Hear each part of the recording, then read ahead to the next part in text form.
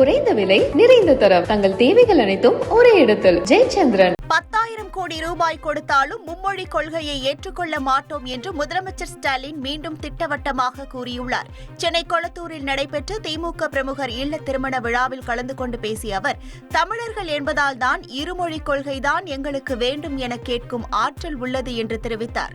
10,000 கோடி கொடுத்தாலும் மும்மொழியை ஏற்றுக்கொள்ள மாட்டோம் என்றும் அதில் கையெழுத்து போட மாட்டோம் என்றும் தெளிவாக கூறியிருப்பதாகவும் முதலமைச்சர் ஸ்டாலின் தெரிவித்தார். இன்றைக்கு தொகுதி மறுசீரமைப்பு வருகிற போது நாடாளுமன்ற தொகுதியும் குறைக்கப்படக்கூடிய சூழல் ஏற்பட்டிருக்கிறது. இப்படி பார்த்தால் அதிகம் பெற்றிருக்கலாம். நம்ம விட அதிகம் பெறக்கூடிய திறமை யாருக்கு எந்த நாட்டிற்கு எந்த மாநிலத்தில் இருக்காது. ஏனென்றால் நாமெல்லாம் தமிழர்கள்.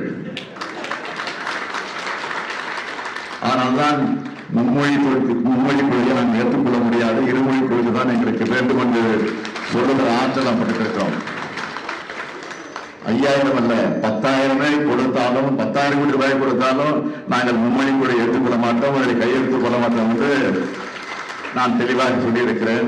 குறைந்த விலை நிறைந்த தரம் தங்கள் தேவைகள் அனைத்தும் ஒரே இடத்தில் ஜெயச்சந்திரன்.